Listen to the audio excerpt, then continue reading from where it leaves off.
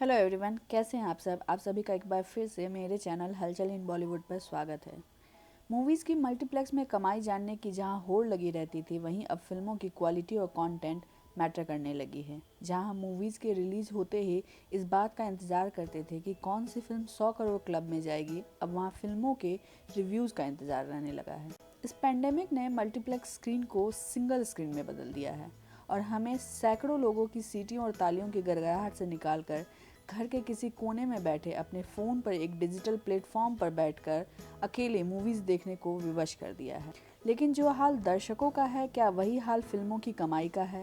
क्या वो भी सिकुड़ रहे हैं एक छोटे से स्क्रीन की तरह, या उन्हें भी हमारी तरह सिनेमा घर के खुलने का बेसब्री से इंतज़ार है?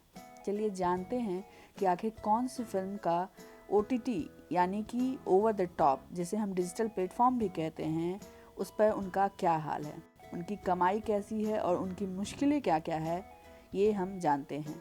एक बात तो तय है कि डिजिटल प्लेटफॉर्म से बड़ी बजट की फिल्मों को फ़ायदा मिला हो या ना मिला हो, लेकिन छोटी बजट की फिल्में ना केवल लाइमलाइट में आ रही हैं, बल्कि अपने अच्छे कंटेंट की वजह से जहां वो मल्टीप्लेक्स में मात खा जाती थी, वहीं यहाँ वो ना केवल अपनी लागत निकाल पा रही हैं, बल्कि दर्शकों द्वारा बेहद पसंद भी की जा रही हैं।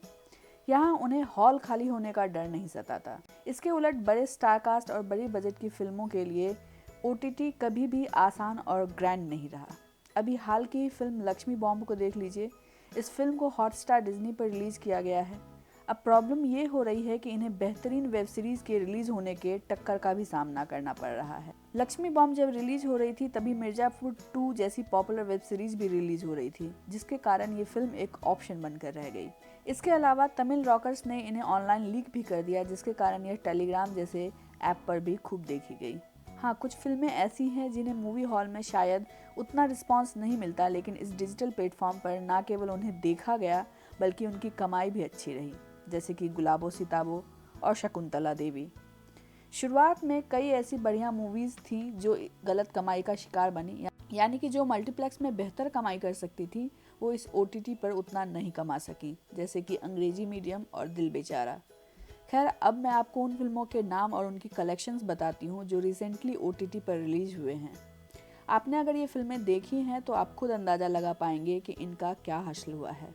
विद्या बालन की movie Shakuntala Devi Amazon prime पर रिलीज हुई, जिसका बजट था 25 करोड़ और इसका टोटल कलेक्शन हुआ 35 करोड़। अमिताभ बच्चन और आयुष्मान खुराना स्टारर गुलाबो सिताबो भी अमेजन प्राइम पर रिलीज हुई, जिसका बजट था 45 करोड़ और जिसकी कलेक्शन हुई 65 करोड़ की। सुशांत सिंह राजपूत की दिल बेचारा हॉटस्टार पर रिलीज हुई, जिसका बजट था 38 करोड़ और उसकी कलेक्शन रही 50 करोड़ की।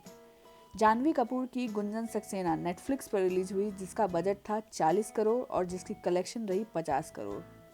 सड़क 2 जैसी पॉपुलर फिल्म हॉटस्टार पर रिलीज हुई, जिसका बजट था 40 करोड़ और जिसकी कलेक्शन हुई 60 करोड़ की। मूवी लक्ष्मी हॉटस्टार पर रिलीज हुई, जिसका व्यूज़ अब तक 37 लाख लगभग रहा है। यह 65 करोड़ बजट की बनी फिल्म है, जिसकी कमाई अब तक 150 करोड़ की है। ये अब तक की सबसे ज़्यादा कमाई जाने वाली फिल्म OTT पे रही है। लूडो मूवी भी हाल में ही नेटफ्लिक्स पर रिलीज हुई है, जिसका बजट 25 करोड़ का था और जिसकी अब तक की कमाई 28 करोड़ की है। इसकी कमाई अब भी जारी है। फिल्म को अच्छा रिस्पांस भी मिला है। फिल्म खाली पीली, जो कि ईशान खट्टर और अनन्या पांडे की है, वो OG पे रिलीज हुई है और इनका बजट था 21 करोड़ का। इसने लगभग 42 करोड़ की कमाई अब तक की है। राजकुमार राव की छलांग अमेजन प्राइम पर रिलीज हुई है। इसका बजट था 30 करोड़ का और अब तक इसकी कलेक्शन है 34 करोड़ की। ये मूवी भी लोगों को काफ़ी पसंद आ रही है, इसलिए इसके कलेक्शन बढ़ने के चांसेस हैं। मैं आपको बताना चाहूँगी कि ये आंकड़े केवल डिजिटल प्लेटफॉर्म से होने वाली कमाई की है। इसके अलावा ये film music right, satellite right और ओवरसीज राइट बेचकर भी कमाई जाती हैं। OTT पे ये केवल डिजिटल राइट बेचकर कमाई करती हैं। बहुत सारे फिल्म मेकर्स और प्रोड्यूसर्स हैं जो अपनी फिल्मों को ग्रैंड मानते हैं और उन्हें OTT पर रिलीज़ नहीं करना चाहते, जैसे कि करण जौहर ने अपनी प्रोड्यूस्ड फिल्म ब्रह्मास्त्र को OTT पर रिलीज़ करने से इनकार कर दिया।